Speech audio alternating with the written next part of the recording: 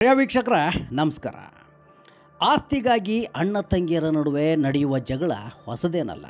ಆದರೆ ಆಸ್ತಿ ವಿವಾದದ ಕಾರಣಕ್ಕೆ ತಂದೆಯ ಸಾವಿನ ಸುತ್ತ ಅನುಮಾನಗಳ ಮೋಡ ಕವಿದರೆ ಅದು ಕುಟುಂಬದ ದುರಂತದ ಪರಾಕಾಷ್ಠೆಯಾಗುತ್ತೆ. ಸತ್ತ ನಂತರವೂ ತಂದೆಯ ಮೃತದೇಹವನ್ನು ಸಮಾಧಿಯಿಂದ ಹೊರತೆಗೆದು ಮರಣೋತ್ತರ ಪರೀಕ್ಷೆ ನಡೆಸಬೇಕಾದ ಪರಿಸ್ಥಿತಿ ಎದುರಾಗಿರುವ ಘಟನೆ ಹಾವೇರಿ ಜಿಲ್ಲೆಯಲ್ಲಿ ನಡೆದಿದೆ. ಹೆತ್ತ ತಂದೆಯ ಮಾನ ಮರ್ಯಾದೆ, ಕುಟುಂಬದ ಗೌರವ ಎಲ್ಲವನ್ನ ಆಸ್ತಿ ಜಗಳ ಬಲೆ ತೆಗೆದುಕೊಂಡಿರುವ ಈ ಪ್ರಕರಣ ಇದೀಗ ಜಿಲ್ಲೆಯಾದ್ಯಂತ ಚರ್ಚೆಗೆ ಗ್ರಾಸವಾಗಿದೆ. ಹಾವೇರಿ ಜಿಲ್ಲೆಯ ಸವಣೂರು ತಾಲೂಕಿನ ಶಿರಬಡಗಿ ಗ್ರಾಮದಲ್ಲಿ ಈ ಕರುಣಾಜನಕ ಘಟನೆ ಬೆಳಕಿಗೆ ಬಂದಿದೆ. ಗ್ರಾಮದ ಗುರುಬಸಪ್ಪ ಬಸಾಪುರ ಎಂಬುವರು ಸುಮಾರು 9 ದಿನಗಳ ಹಿಂದೆ ತಮ್ಮ ಜಮೀನಿನಲ್ಲಿ ಮೃತಪಟ್ಟಿದ್ರು. ಆರಂಭದಲ್ಲಿ ಸಹಜ ಸಾವು ಎಂದು ಅಂತ್ಯಕ್ರಿಯೆಯನ್ನು ಕೂಡ ನಡೆಸಲಾಗಿತ್ತು. ಆದರೆ ಬಳಿಕ ಗುರುಬಸಪ್ಪ ಅವರ ಪತ್ನಿ ರುದ್ರಮ್ಮ ತನ್ನ ಮಗ ರವಿ ಬಸಾಪುರ್ ಆಸ್ತಿಗಾಗಿ ತಂದೆಯನ್ನೇ ಕೊಲೆ ಮಾಡಿರಬಹುದೆಂಬ ಅನುಮಾನವನ್ನು ವ್ಯಕ್ತಪಡಿಸಿ ಪೊಲೀಸರಿಗೆ ದೂರನ್ನು ನೀಡಿದರು.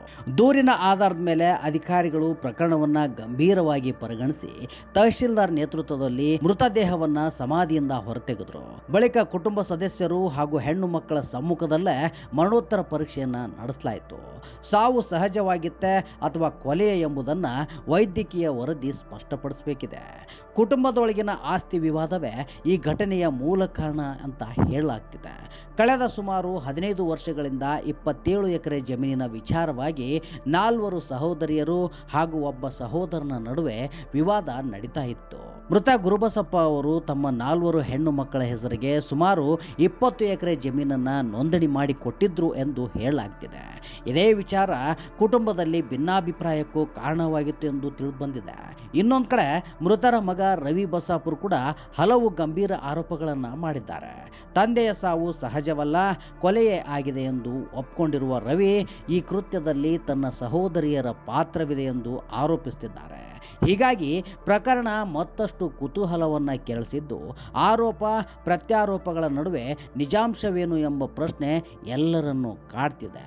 ಸದ್ಯ ಸವಣೂರು ಪೊಲೀಸ್ ಠಾಣೆಯಲ್ಲಿ ಪ್ರಕರಣ ದಾಖಲಾಗಿದ್ದು, ಮರಣೋತ್ತರ ಪರೀಕ್ಷೆಯ ವರದಿ ಹಾಗೂ ಪೊಲೀಸ್ ತನಿಖೆಯ ಬಳಿಕವೇ ಗುರುಬಸಪ್ಪ ಅವರ ಸಾವಿನ ಹಿಂದಿನ ನಿಜ ಕಾರಣ ಬಹಿರಂಗವಾಗಬೇಕಿದೆ. ಆಸ್ತಿಗಾಗಿ ನಡೆಯುತ್ತಿರುವ ಕುಟುಂಬದ ಕಲಹ ಕೊನೆಗೆ ತಂದೆಯ ಸಾವಿನ ಸುತ್ತ ಅನುಮಾನಗಳ ಜಾಲವನ್ನು ಹೆಣೆದಿದೆ. ಗುರುಬಸಪ್ಪ ಅವರ ಸಾವು ಸಹಜವೋ ಕೊಲೆಯೋ ಎಂಬ ಪ್ರಶ್ನೆಗೆ ತನಿಖೆಯಿಂದಲೇ ಉತ್ತರ ಸಿಗಬೇಕಿದೆ.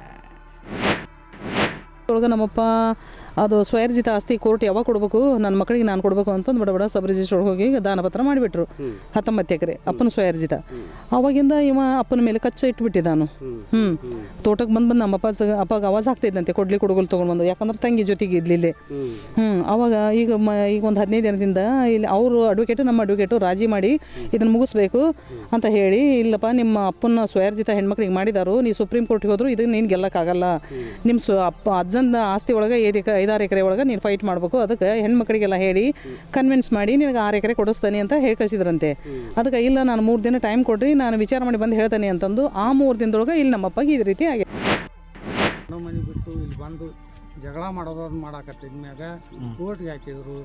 ನಮ್ಮ ಕೋರ್ಟ್ ಎಷ್ಟು ಸಲ ಪೊಲೀಸ್ ಸ್ಟೇಷನ್ ಹೋಗ್ಯಾನೆ ಅನ್ನೋದು ನನಗೆ ಗೊತ್ತು.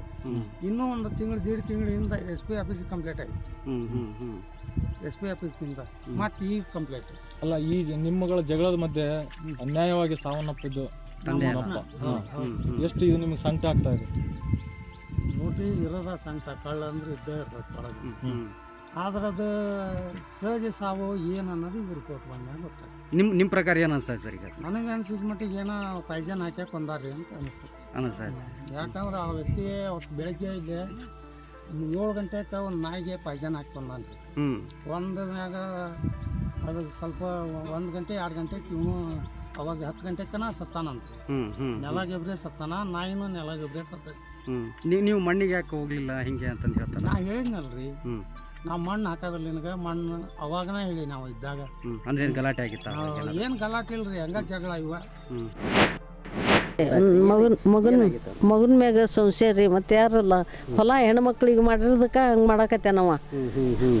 ಆಮ್ಯಾಗ ಹಾವೇರಿಯಾಗ ಇದು ವಕೀಲರ ಕಡೆ ಇದನ್ನ ಕೊಟ್ಟು ಬಂದಿದ್ರಂದ್ರೆ ಹೇಳಿದ್ರಂತ, ಅದನ್ನು 3 ದಿನದಾಗ ಬಂದು ಹೇಳಪ್ಪ ಅಂದದ್ರಂತ ವಕೀಲರು. 3 ದಿನದೊಳಗೆ ಬಂದು ಇಷ್ಟು ಮಾಡ್ಯಾನ. ಮಣ್ಣಿಗೆ ತಿಥಿಗೆರ ಇದನ್ನ ಮಗ ಬಂದ ಎದಕ್ಕೂ ಬಂದಿಲ್ರಿ ಅಷ್ಟಕ್ಕಷ್ಟ ಮಣ್ಣು ಹಾಕೋದಲ್ಲಂತಾವ ಅಲ್ಲಿ ಕರೆದು ಎಲ್ಲರೂ ಉಪದ್ರ ಮಾಡಿ ಪೂಜೆ ಮಾಡ್ಸಕತ್ತಿದ್ರು ಅಷ್ಟು ಕಷ್ಟ. ಯಾವ ಕಾರಣಕ್ಕೆ ಇದನ್ನ ಹಿಂಗೆ ಮಾಡ್ಯಾರ ಅಂತ ಹೊಡೆದ ಅಂತ ನಿಮ್ಗೆ ಏನಾರ ಅನುಮಾನ ಆಯ್ತಾ? ನನ್ನ ಹೊಡೆದನ್ರಿ, ಒಂದು ಗುಂಡಿ ತಗೊಂಡ್ ನಿಂತದು ತಾಯಿನ. ನನ್ನ ಗುಂಡಿ ತಗೊಂಡ್ ಹೊಡೆದಾನ.